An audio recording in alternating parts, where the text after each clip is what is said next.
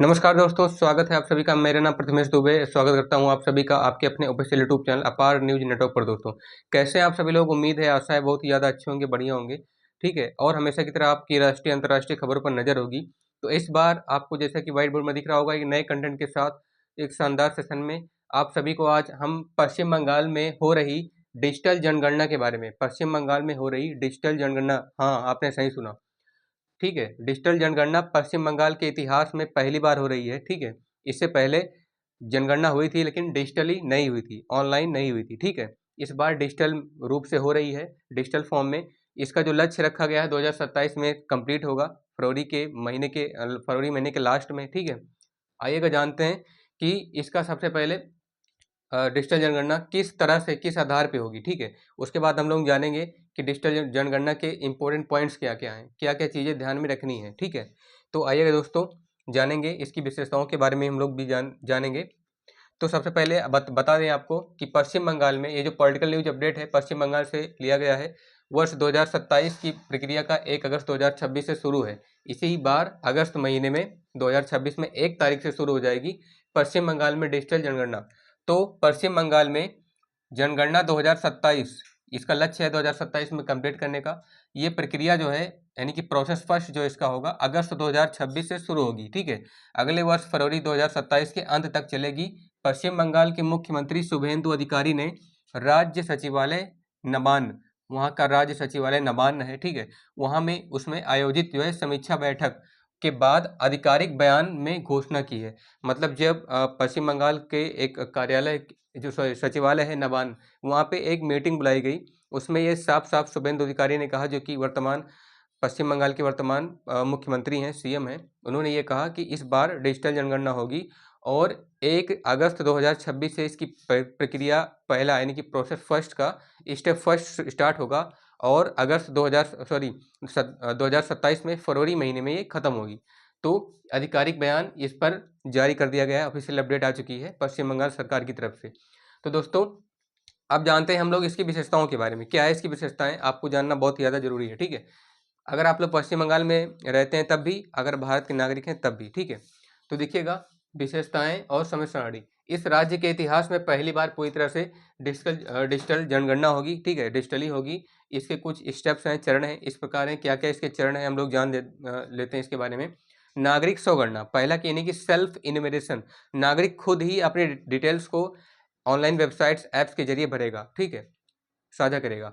तो क्या 1 अगस्त 2026 से 15 अगस्त 2026, ठीक है, 1 अगस्त 2026 से लेकर के 15 अगस्त 2026 तक नागरिक आधिकारिक पोर्टल और मोबाइल ऐप के माध्यम से अपनी खुद की ऑनलाइन जानकारी दर्ज कर सकेंगे। मतलब 1 अगस्त से स्टार्ट होगा, लगभग 2 हफ्ते तक चलेगा, 15 दिन तक चलेगा। ठीक है, यहाँ इतने 15 अगस्त तक चलेगा। इतने समय सीमा के बीच ही नागरिक क्या करेंगे, जो पश्चिम बंगाल के नागरिक हैं वहाँ के अपनी डिटेल्स को, जैसे कि नाम, पता, मोबाइल नंबर, कहाँ से वो बिलोंग करते हैं, माता पिता का नाम, ठीक है, क्या पढ़ाई कर रहे हैं इस टाइम पे, ऐसा डिटेल्स में, उनकी कास्ट क्या है।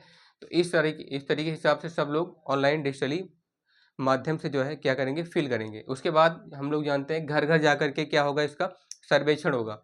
ठीक है, इसकी विशेषताएं इसी प्रकार की हैं कि जो पश्चिम बंगाल में डिजिटल जनगणना शुरू की गई है, पहले तो हम लोगों ने नागरिक स्वगणना के बारे में पढ़ा।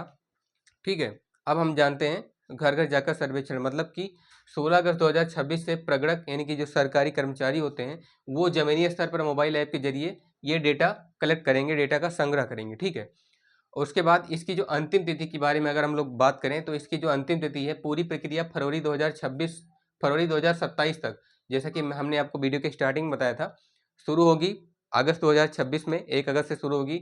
लास्ट इसका जो प्रोसेस होगा वो अब फरवरी 2027 तक चलेगा, यानी कि तकरीबन आप लोग कह लीजिए 6 से 7 महीने। ठीक है, वो चलेगा।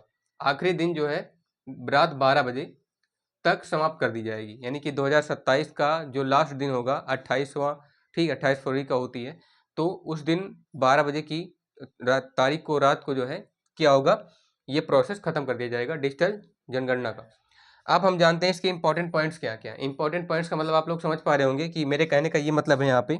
ठीक है, मेरे कहने का मतलब है इंपॉर्टेंट पॉइंट्स में आपको संवैधानिक, पहला जो चीज़ है संवैधानिक दायित्व, यानी कि पूरा संविधान के हिसाब से जिस तरीके का आपका रिस्पॉन्सिबिलिटी है उसको फॉलो करना है।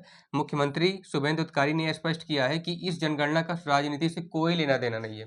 मतलब जो ये डिजिटल जनगणना होने वाली है पश्चिम बंगाल में, इसका पॉलिटिक्स से कोई पॉलिटिक्स से, राजनीति से लेना देना नहीं है।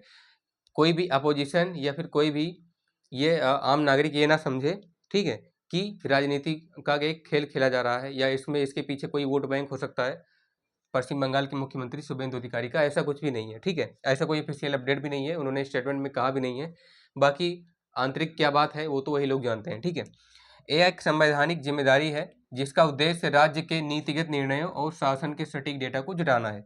उन्होंने साफ साफ कहा है। अब जब उन्होंने उनकी मीटिंग हुई थी, ठीक है, नबान में, तो उन्होंने ये बात स्पष्ट कर दी थी कि जिसका उद्देश्य क्या है, नीतिगत निर्णयों, जो राज्य के जितने भी पॉलिसी से रिलेटेड जो डिसीजंस लिए जाएंगे, ठीक है, नीतिगत निर्णय, और शासन रूल को किस तरह से अडॉप्ट किया जाता है, किस तरह से चलाया जाता है, उसकी पूरी पूरी सटीक जानकारी देना है, ठीक है।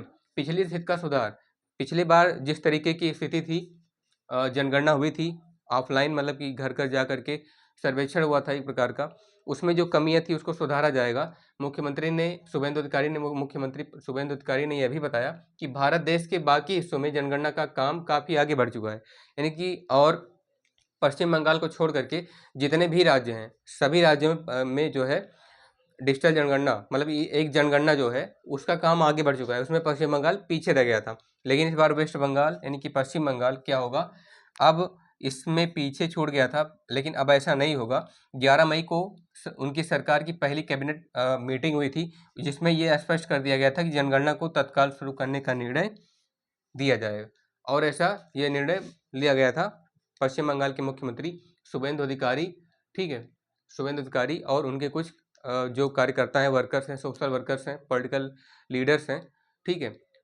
पॉलिटिकल ऑफिसियर्स हैं।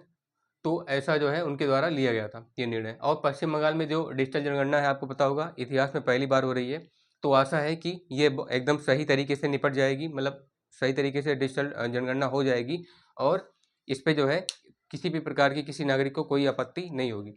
तो दोस्तों ये रहा हमारे पूरे समझाने का मतलब इस वीडियो में। आपको आशा है, मतलब समझ में आ गया होगा आपको, मुझे ऐसी आशा है। और आप जो है इसमें अगर कोई भी आपको समझ में नहीं आता है किसी भी कीवर्ड पर, किसी भी टॉपिक पर, तो उसको आप लोग हाईलाइट कर सकते हैं कमेंट में, ठीक है। और जितना ज़्यादा दोस्तों आप लोग इसको शेयर करेंगे, हमारा मनोबल उतना ज़्यादा बढ़ेगा, और इसमें इतना ज़्यादा कॉन्फिडेंस बढ़ेगा, और पल पल जो है आपका एक लाइक, एक कमेंट या एक शेयर हमें मोटिवेट करता है नेक्स्ट वीडियो को लाने के लिए। तो दोस्तों आशा है आप लोग हमारा सपोर्ट करेंगे, और इसमें अपनी दिलचस्पी दिखाएंगे।